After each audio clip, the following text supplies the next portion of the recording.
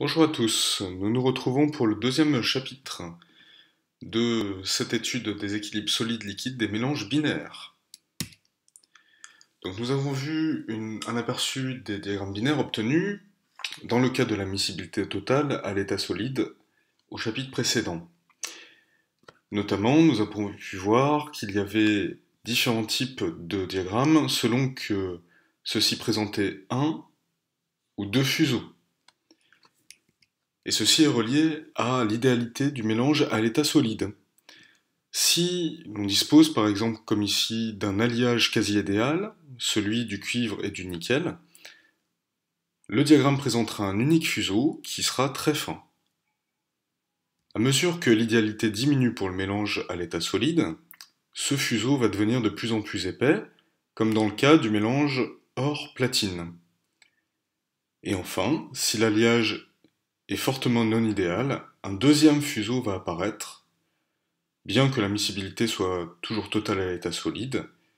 C'est par exemple le cas du mélange de deux sels, le chlorure de lithium et le chlorure de sodium. Dans tous les cas, en revanche, on peut attribuer deux domaines. Le domaine supérieur qui correspond au liquide, qui comporte une seule phase, donc qui est homogène, et le domaine inférieur qui correspond au solide homogène, c'est-à-dire à la solution solide. Pour lire un tel diagramme, eh bien, on va procéder ainsi. On va prendre un mélange quelconque et on va le réchauffer, à pression constante bien évidemment, et à composition globale constante. Que se passe-t-il? Eh bien, comme on démarre à basse température, nous avons en présence au départ une solution solide. Cette solution solide va pouvoir se réchauffer par rapport de chaleur constant, jusqu'à ce qu'il atteigne la courbe qui délimite inférieurement le domaine biphasique solide-liquide. C'est alors le début de la fusion du mélange solide. Cette fusion étant endothermique, eh bien, le réchauffement du système va être ralenti. Et donc on va observer une évolution de température qui sera plus lente lors de la liquéfaction, de la fusion, pardon, de la solution solide. Fusion progressive. Celle-ci se termine à la limite supérieure du domaine biphasique, c'est donc la fin de fusion, et on obtient un liquide qui va pouvoir se réchauffer plus rapidement désormais lorsqu'on apporte de la chaleur. Donc si on résume, on passe par une étape où le système est sous forme solide, puis après le début de la fusion, une phase liquide coexiste avec la solution solide, et après la fin de la fusion, le liquide se réchauffe seul. On peut donc donner un nom aux deux courbes qui délimitent le domaine biphasique. La première courbe s'appelle solidus, c'est la limite entre le domaine biphasique et le domaine de la solution solide. C'est aussi l'ensemble des points de début de fusion du mélange solide. Alors si évidemment on partait du liquide et qu'on le refroidissait, ce serait également l'ensemble des points de fin de cristallisation du mélange liquide, cette fois-ci. Intéressons-nous désormais à la courbe supérieure. Celle-ci va s'appeler liquidus à l'interface entre les domaines biphasiques et celui du liquide.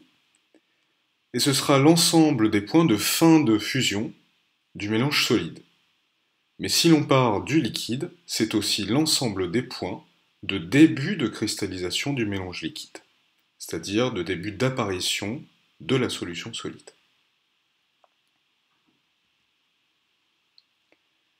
Une autre façon d'interpréter ces deux courbes est de prendre un mélange donné, biphasique, c'est-à-dire comportant une solution solide et un liquide en équilibre, et de regarder quelle est la composition des deux phases en présence. D'après le théorème de l'horizontale, on va tracer une isotherme sur ce domaine biphasique, et à l'intersection entre cette isotherme et la délimitation du domaine biphasique, c'est-à-dire le solidus et le liquidus, on va retrouver, d'après le théorème de l'horizontale, sur le liquidus, la composition du liquide. Le liquidus sera aussi la courbe donnant la composition du liquide pour un mélange solide-liquide diphasé à température donnée. Et d'autre part, l'intersection de l'isotherme avec le solidus va donner la composition du solide.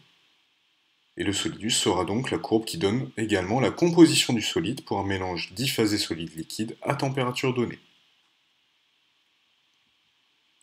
Un petit exercice que vous devez faire à la maison et que l'on corrigera en cours. On refroidit une masse 100 g d'alliage initialement à l'état liquide, 2 fractions massiques en or 0,40 à une température de 1400 degrés. Alors si vous faites ça, normalement vous allez vous retrouver dans le domaine biphasé solide-liquide. Je vous invite à le vérifier. Attention tout de même, la fraction massique portée en abscisse ici est celle en platine. Il s'agira donc de convertir la fraction massique en or en fraction massique en platine. On cherche à répondre ensuite à la question de la masse des deux phases en présence. Donc pour cela, on va déterminer tout d'abord la composition intensive du liquide et du solide. C'est-à-dire la fraction massique en or du liquide et la fraction massique en or du solide. Encore une fois, faites attention à l'abscisse du diagramme. Pour cela, réfléchissez à quel théorème on peut utiliser.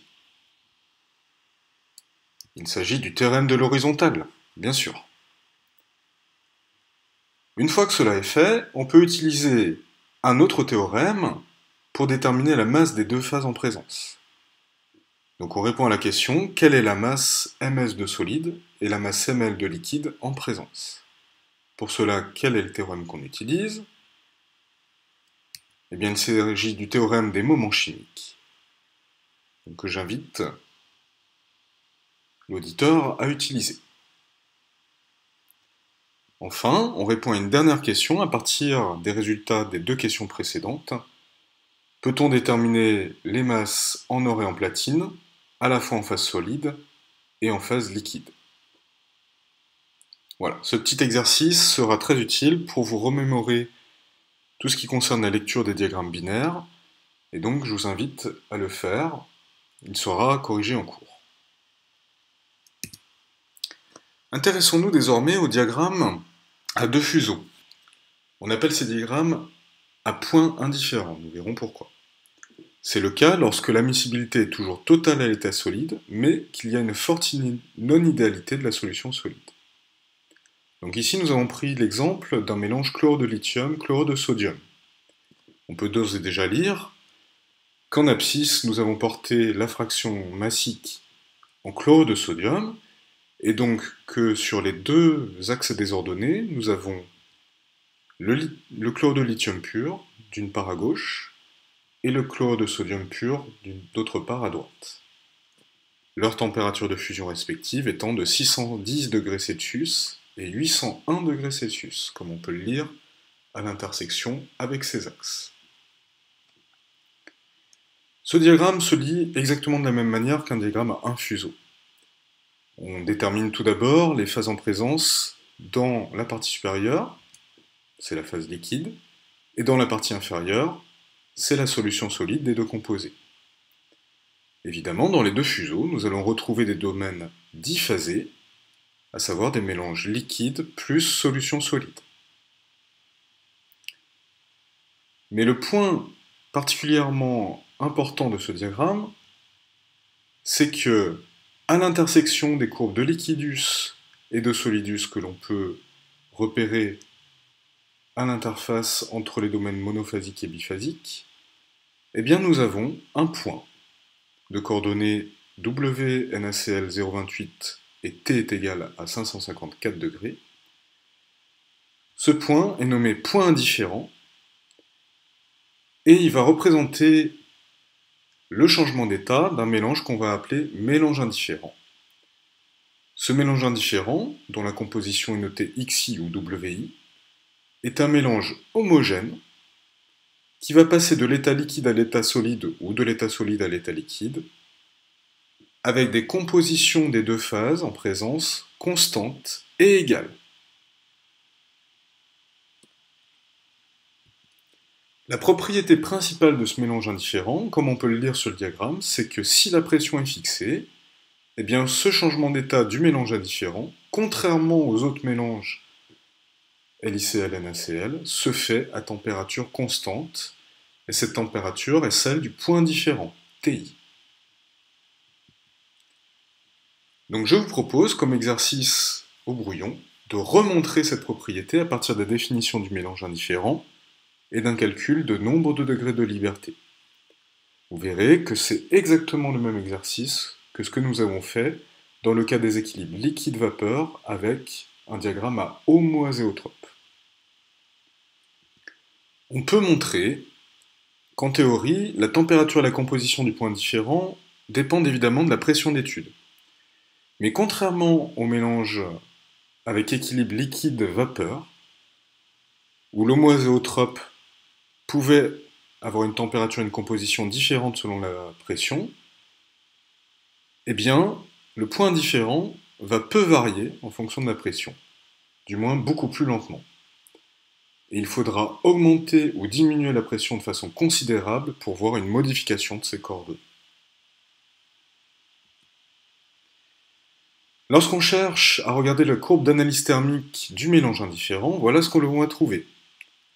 Si l'on part d'un mélange M0 et qu'on se dirige vers un mélange final MF, qui est une solution solide, après cristallisation du mélange liquide, eh bien on voit qu'on passe par le point différent, qui représente à la fois, via le liquidus, le point de début de cristallisation, et à partir du solidus, également le point de fin de cristallisation de ce mélange. On obtient donc, dans un premier temps, le refroidissement rapide de la phase liquide jusqu'au point indifférent, où le mélange commence à cristalliser. Or, comme la cristallisation se déroule à température constante, cette température de début de cristallisation est également, via un palier de température, la température où la cristallisation va se terminer. À partir de ce point-là, le mélange sera totalement solide et va donc de nouveau se refroidir.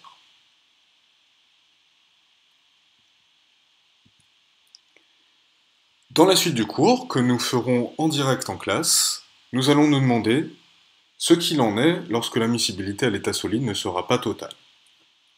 Et l'on va retrouver des diagrammes qui sont tout à fait similaires à ceux des équilibres liquide-vapeur. Donc un diagramme qui ressemblera au diagramme avec des hétéroazéotropes, que ces hétéroazéotropes correspondent à une miscibilité nulle, comme ici centralement, ou à une miscibilité partielle, comme ici à gauche. Enfin, nous verrons qu'il apparaît une nouvelle forme de diagramme beaucoup plus complexe, qui fait apparaître des droites qui sont verticales au milieu du diagramme. Et nous verrons à quoi cela correspond.